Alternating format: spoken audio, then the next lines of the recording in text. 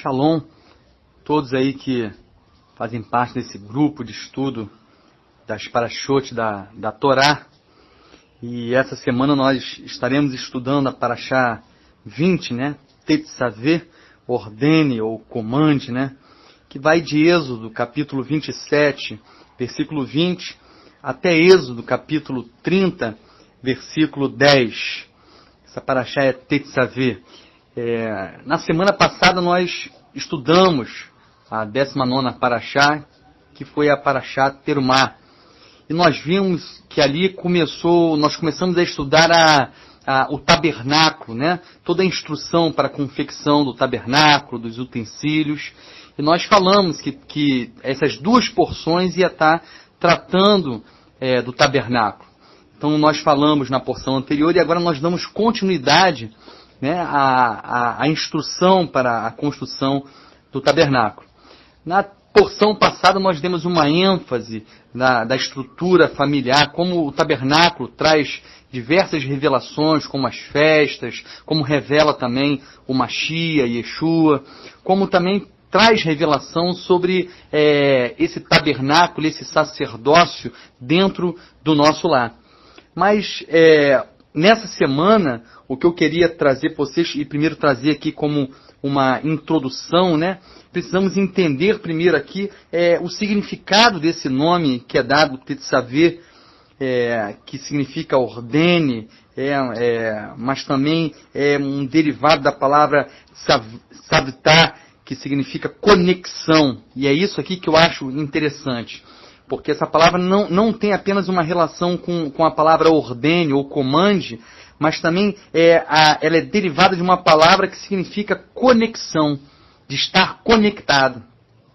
E a ênfase dessa porção que eu queria trazer para vocês é exatamente em cima dessa palavra, a palavra conexão.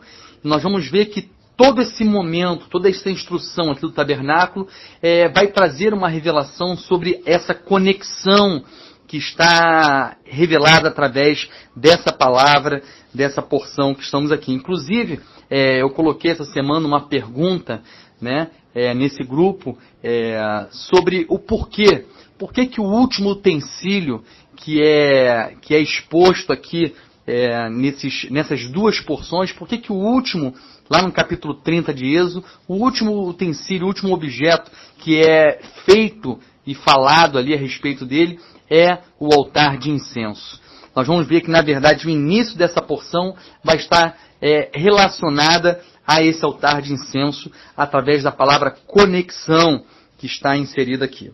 Bom, o tabernáculo, dentro de suas múltiplas tipificações que nós já vimos aqui, ele tem também como revelação mostrar ao homem o caminho para se conectar, para se unir ao Eterno. Então o tabernáculo, quando nós analisamos o tabernáculo, além de todas essas outras tipificações, simbologias e revelações, ele também mostra a cada um de nós o caminho que nós trilhamos para nos conectarmos ao Eterno. Ele começa a mostrar como nós iniciamos essa trajetória de aproximação, e depois da aproximação ele nos leva além e nos leva a como nos aproximarmos de tal ponto que chegará um determinado momento que nós estaremos conectados ao Eterno. Viveremos essa unidade com Ele. Assim como Yeshua, o Mashiach, desejou e falou: Pai, que eles sejam um conosco, assim como eu sou um contigo. Nós vamos ver que o tabernáculo nos mostra o caminho para podermos viver isso que Yeshua desejou. Sermos um com Yeshua, o Mashiach, e sermos um com o Pai. E o tabernáculo vai nos mostrar isso aqui, e você vai ver pouco a pouco como essa porção ela nos revela isso. Em Êxodo capítulo 27, logo no início, no capítulo 27, no versículo 20, que é o início logo dessa porção, dessa parashá, diz o seguinte: ordene ao povo de Israel que traga a você azeite puro de azeitonas prensadas para a luz, e mantenha a lâmpada continuamente queimando. Então a primeira coisa que nós vemos aqui é o que? Traga o que? Azeite puro. E depois, mantenha a lâmpada continuamente queimando. Azeite puro. Era o óleo da primeira prensa, né? Aquele óleo da primeira prensa da azeitona ali, que são as primeiras gotas retiradas, que são a primeira prensa. Nós temos ali uma perfeição, né? Temos um óleo claro, vemos que ali não há nenhuma impureza, porque aquela prensa não chegou ali, aquele caroço, não há nenhuma impureza naquele primeiro óleo. E esse óleo da primeira prensa, esse óleo mais puro e mais claro, era que era retirado para estar sendo colocado na luz ali, para ser luz ali no tabernáculo. E esse óleo da primeira prensa, a luz produzida por esse óleo, ela é uma luz muito mais intensa do que a luz que é produzida pelas outras prensas daquela azeitona. Então aquela luz que é produzida pelo óleo da primeira prensa é uma luz mais intensa. A luz produzida por esse óleo, então, é a luz é o óleo que está sendo pedido aqui no início. Que haja uma intensidade de luz. E antes de seguir o meu raciocínio, eu quero falar para vocês que nós podemos obter 4 prensagens aqui da azeitona. A primeira, onde é retirado esse primeiro óleo, que é usado para a luz do tabernáculo, essa luz mais intensa, esse óleo mais claro. Numa segunda prensagem, nós temos aquele óleo que ele é retirado para ser utilizado tanto na alimentação, como também na medicina, né, para cura. Ele é usado também, o óleo da segunda prensa, que não é tão puro como o primeiro, mas também tem uma certa pureza nele. Depois nós temos uma terceira prensa, então. E aí essa terceira prensa, esse óleo, que é um óleo até mais grosso, ele é utilizado para iluminação comum, né, doméstica, como combustível, né, como óleo ali, que é utilizado ali. E a quarta prensa, que é aquela borra, né, chamada de borra da azeitona, que é usado, transformado em sabão, é utilizado para limpeza de roupas e por aí. Então, para você compreender que existem esses níveis, né, de óleo, né, na prensa que nós temos aqui. Então eu vejo aqui, nessa primeira prensa, que vem no início da Paraxá, eu vejo aqui que ela representa, na verdade, a palavra pura. A palavra sem qualquer impureza. Aquela palavra que é produzida pelo Espírito, sem interferência ou distorções humanas. Por isso que está escrito que lâmpada para os meus pés é a tua palavra e luz para os meus caminhos. Lâmpada para os meus pés e luz para os meus caminhos é a tua palavra. Esse óleo da primeira prensa, esse óleo sem nenhuma impureza, é a palavra pura do Eterno em nossa vida. Então, a primeira coisa que nós vemos em relação à conexão, que é o nosso tema aqui em questão, que a primeira coisa que nos leva a nos aproximarmos do Eterno é o quê? É a palavra pura, é a palavra sem distorção. A distorção humana da palavra do Senhor nos afasta da sua presença. Faz com que estejamos distante da presença dele. Faz com que nós não consigamos ser uma unidade com ele. Porque a palavra que está em nós é uma palavra distorcida. Porque nós não estamos na verdade. Então nós temos que buscar a todo instante. Isso nós conseguimos, essa pureza. Gente, essa pureza da palavra, a revelação da verdade, nós só adquirimos através do Ruach HaKodesh, do Espírito do Santo. Por isso que Ezequiel, por isso que a palavra o tempo todo fala que chegaria o tempo, né? E esse tempo nós conhecemos como nova aliança, que Paulo explica que a nova aliança é esta, é a instrução, é a Torá, agora em meu coração e em minha mente. Essa palavra pura é exatamente aquela que é revelada e trazida pelo Espírito. Somente o Espírito pode nos conduzir a essa verdade pura, a esse óleo puro da primeira prensa. E quando nós vivemos esse óleo da primeira prensa na nossa vida, a luz ela é mais intensa. E se a luz é mais intensa, eu consigo ver e discernir melhor o caminho, alcançar a verdade, ver exatamente aquilo que o Eterno deseja que eu veja e caminhe segundo esse caminho que essa luz me instrui a seguir. É isso que me levará e que me conduzirá até o Santíssimo, até a presença do Eterno e me conectar a Ele. Uma palavra pura, uma luz intensa que me mostra o caminho dessa conexão com o Eterno. Por isso que essa paraxá que fala de conexão com o Eterno, de estar unido ao Eterno, inicia falando desse azeite puro. Você deve buscar esse azeite puro, porque esse azeite puro vai te mostrar o caminho a ser um com o Eterno. Gente, é fabuloso. É fabuloso nós vermos como a palavra ela nos conduz a essa conexão. O Eterno deseja essa conexão. E ele diz depois ainda que essa lâmpada ela deve ser mantida continuamente queimando. Ou melhor, não deixe que distorções venham fazer com que essa intensidade da luz seja ofuscada. Não deixe que desejos humanos venham ofuscar essa luz. Não deixe que interesses do seu coração venham ofuscar a verdade, venham ofuscar essa luz, tirar o brilho dessa luz. Não permita que impurezas sejam lançadas nesse óleo. Não permita que impurezas entrem nesse óleo e façam com que a intensidade da luz diminua ao ponto de você não poder enxergar o caminho dessa conexão com o Eterno. Precisamos viver a intensidade dessa luz. E esse é o primeiro passo para nos conectarmos ao Eterno. Buscar viver na pureza da luz, da palavra, da vara. Que a palavra pureza, a palavra pura, seja uma meta para a sua vida, para a minha vida. E nós só conseguiremos viver isso através do Ruach HaKodesh, sem que as impurezas humanas interfiram nesse caminho. Em seguida, nós chegamos ainda em Êxodo 28. Êxodo 28, na verdade, vai nos falar basicamente das vestes daqueles que entram no tabernáculo. Daqueles que entram nesse caminho de conexão com o Eterno.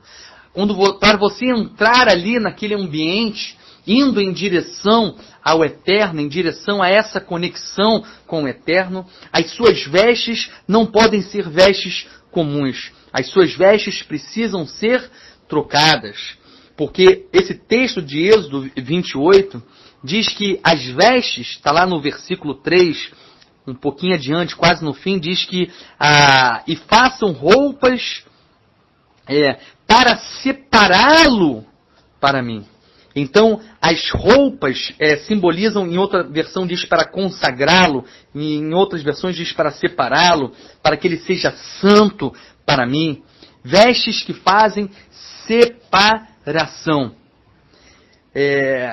Na verdade, essas vestes que fazem separação, as vestes da santidade, é a transformação que nós vivemos e que nós precisamos viver na nossa caminhada para caminharmos em direção a essa conexão, em direção ao Eterno. Precisa haver transformação de vida. Sem transformação de vida, nós não conseguiremos viver essa unidade, porque diz a palavra: sede santo, porque eu, o Senhor, seu Deus, sou santo. Para ser um com aquele que é santo, para estar unido àquele que é santo, é necessário vivermos essa vida de santidade. Vestes que trazem instrução. Você sabia que as vestes trazem instrução? Que a transformação de vida nos instrui? E você sabia que essas vestes que estão aqui, nessa porção, nessa paraxá, elas vão nos ensinar muitas coisas? E vão nos ensinar esse caminho para nos conectarmos com o Eterno. E antes de entrar nessa instrução, eu queria falar algo que tem nessas vestes também que é interessante. Quando nós vemos na barra das vestes, e esse é um entendimento que está presente na literatura judaica, que na barra das vestes nós tínhamos ali sinos e romãs. até alguns argumentam se eram romãs e sinos separados ou se era só um objeto, mas o importante nesses dois símbolos, sinos e romãs, é o que eles estão representando. Primeiro nós temos a representação daqueles que estão próximos, aqueles que já estão nessa caminhada de aproximação do Eterno. E esses aqui estão simbolizados pela romã. E os de longe, aqueles que ainda estão mais distantes, estão representados pelos sinos. Isso é o que diz a literatura judaica, porque eles ainda produzem ruído. Ainda precisa ser removido algumas impurezas para entrar nesse processo, para começar a ter essa veste plenamente transformada na vida deles.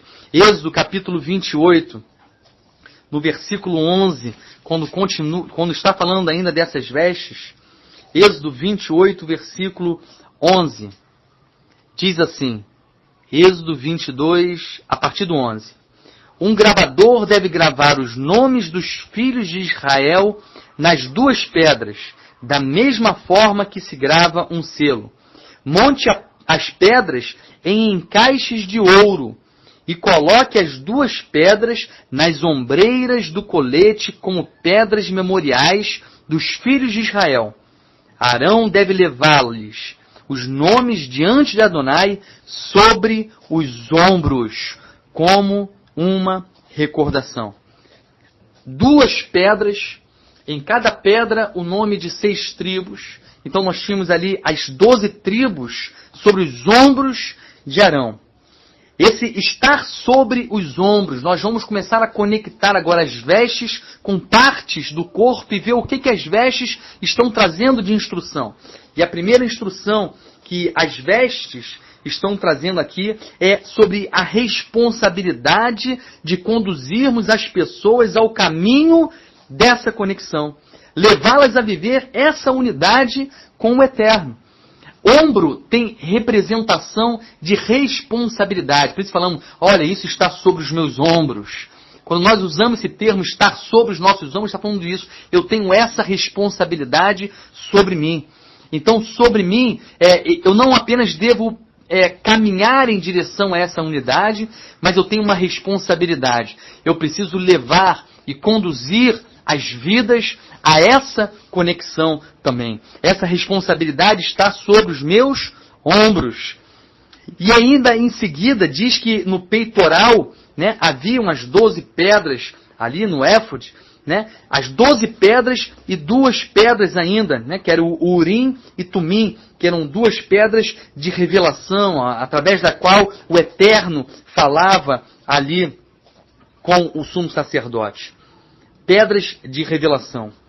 E as 12 tribos ali no peito, ou melhor, sob, diz assim, acima do coração. Está lá em Êxodo 28, versículo 29. Arão carregará os nomes dos filhos de Israel sobre o peitoral do juízo, acima do coração.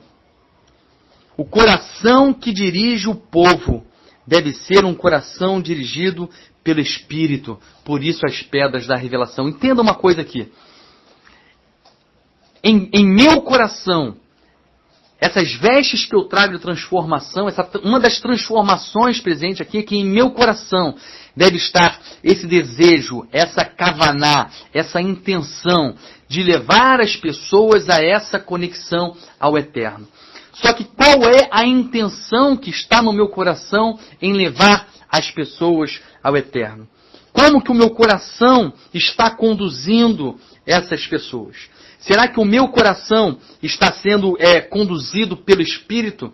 Será que é o Espírito que está direcionando o meu coração e esse meu coração, então, dirigido pelo Espírito, está levando as pessoas ao Eterno? A questão aqui é, quem dirige o meu coração? Interessante que essas 2 pedras, Urim e Tumim, que estão representando ali a revelação do Eterno, a vontade do Eterno. E hoje a vontade do Eterno, na verdade, vem através do Ruach HaKodesh, do Espírito. Então é como se essas 2 pedras estivessem representando o Espírito do Santo, trazendo a revelação da vontade do Eterno ao meu coração.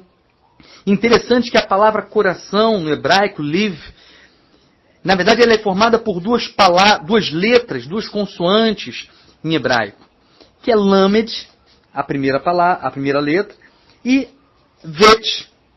E lamed simboliza, é como se fosse um cajado, simboliza aquele que guia, né? Guia, né? E vet tem a representação, representa a casa. Então, o que guia a casa. Por quê? Porque o coração guia a nossa vida. Por isso o nome em hebraico. O coração é aquilo que guia a nossa vida. Agora, se o coração é o que guia a minha vida, eu preciso saber o que está dentro do meu coração. O que é a fonte em meu coração que vai guiar a minha vida, que vai me guiar. Se a instrução que estiver no seu coração, se o que estiver dentro de seu coração, completando ele e sendo como diretrizes ao meu coração, for a palavra do Eterno, for a Torá, e essa palavra ela está no meu coração através do Espírito, logo o meu coração será um coração segundo o coração de Adonai. O que tem preenchido o seu coração? Quais são as palavras, o que está escrito em seu coração? Quais são as regras do seu coração? Se as regras do seu coração forem as regras da Torá, que é isso que é a nova aliança, né? As palavras, a Torá inscrita impressa em meu coração, logo meu coração será um coração segundo o coração de Adonai. E se o meu coração for um coração segundo o coração de Adonai, eu serei guiado por Adonai. A minha vida e a minha caminhada será uma caminhada segundo a vontade do Eterno. E se a minha caminhada for uma caminhada segundo a vontade do Eterno, logo eu caminharei em direção à conexão com Ele, a uma unidade com Ele. Eu viverei essa unidade com Ele se a palavra dele estiver conduzindo a minha vida. E aí eu conduzirei muitos povos e muitas pessoas também, porque eu mostrarei a eles o caminho. A partir do momento que eu começo a caminhar em direção a essa unidade, eu começo a mostrar às pessoas que através do meu caminho elas são levadas a essa unidade. Então muitos seguirão esse caminho de unidade ao Eterno, de se voltar ao Eterno, de fazer techuvá. É uma palavra que nós utilizamos muito. Techuvá, retorno ao Eterno.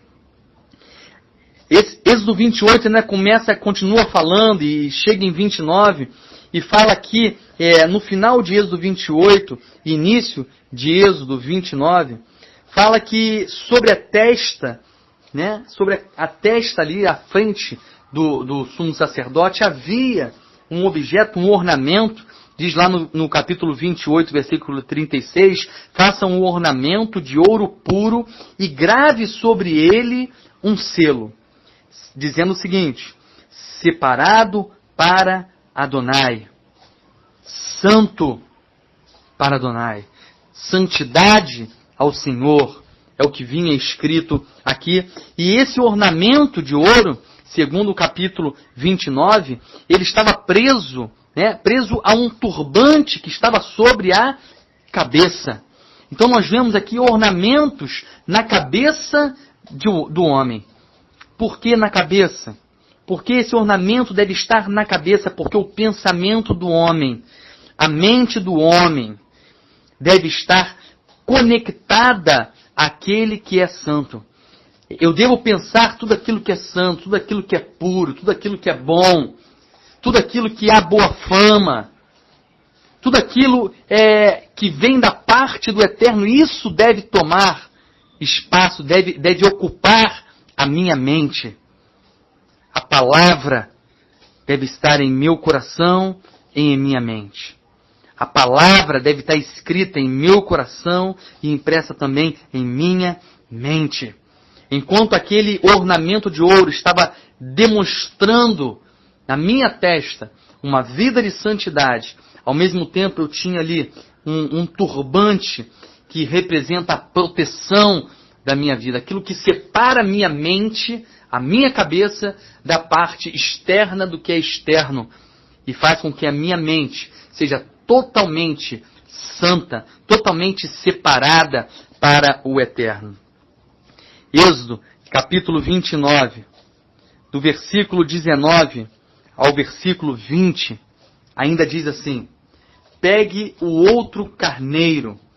Arão e seus filhos devem impor-lhe as mãos, e você deve matar o carneiro, pegar um pouco de seu sangue e aplicá-lo ao lóbulo da orelha direita de Arão, ao lóbulo da orelha direita de todos os seus filhos, aos polegares da mão e do pé direito.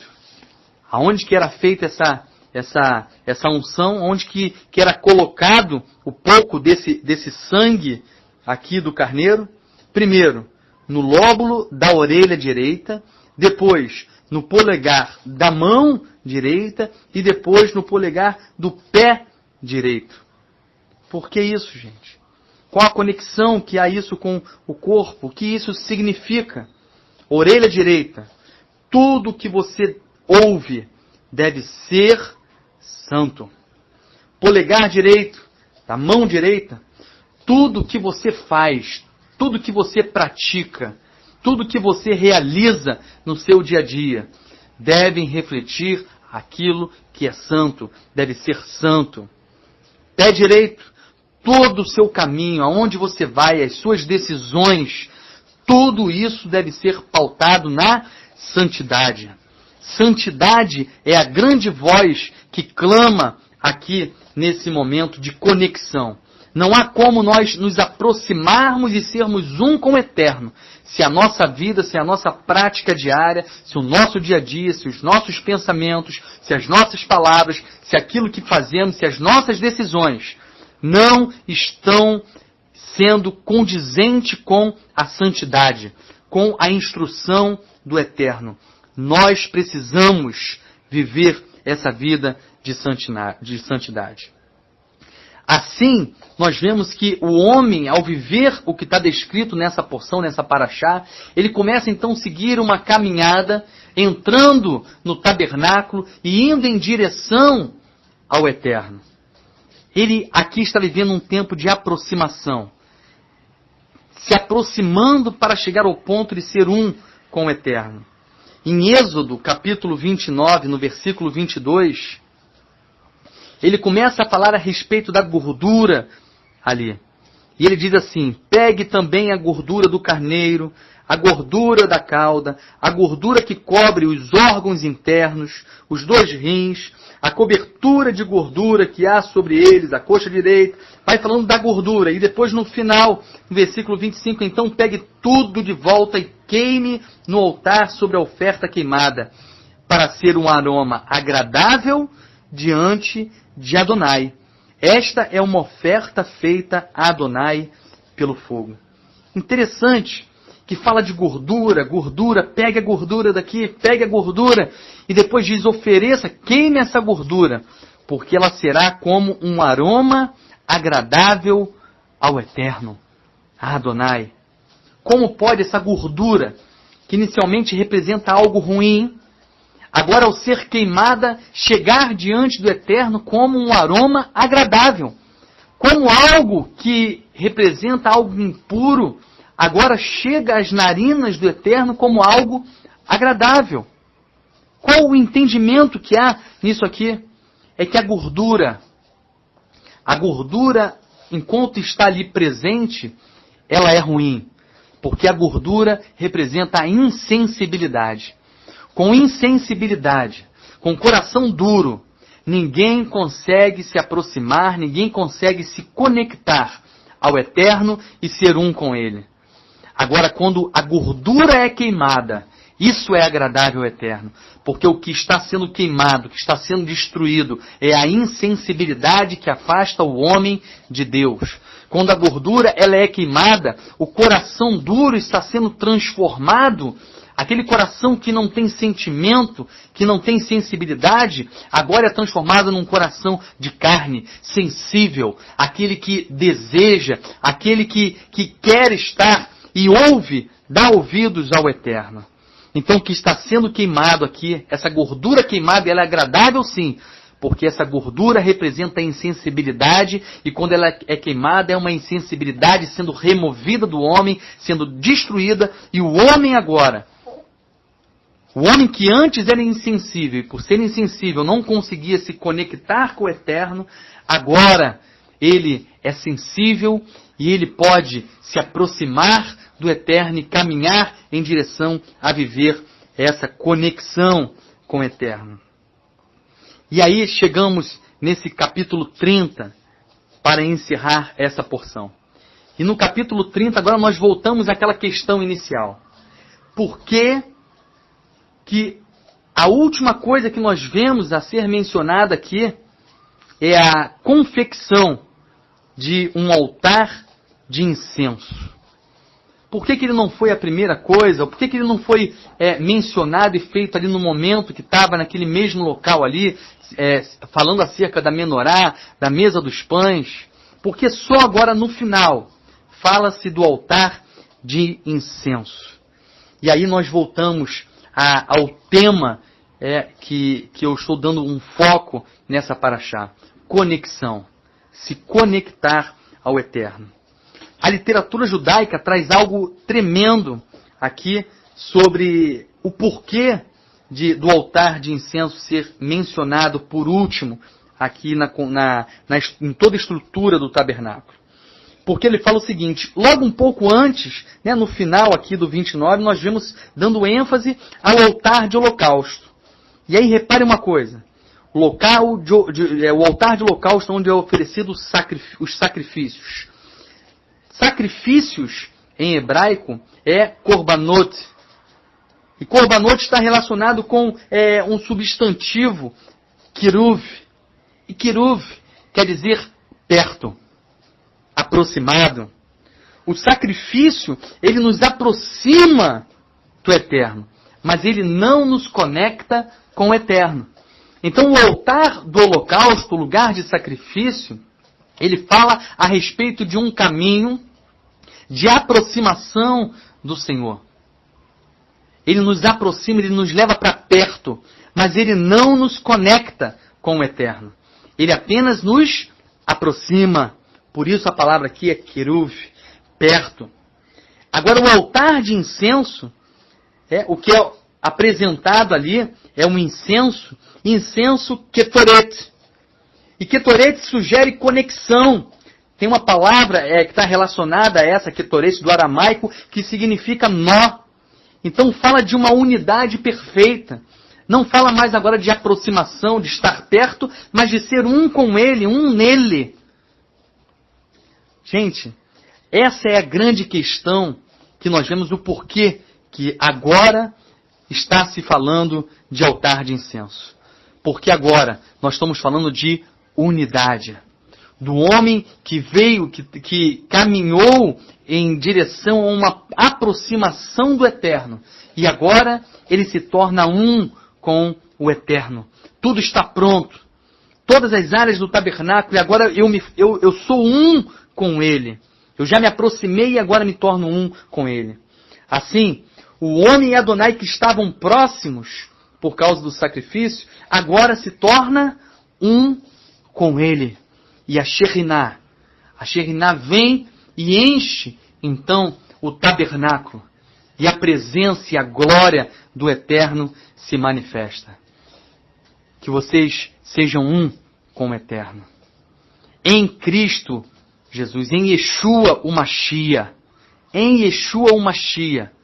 nós vivemos essa unidade com o Eterno. Que todos possam usufruir dessa porção que nós vivemos essa semana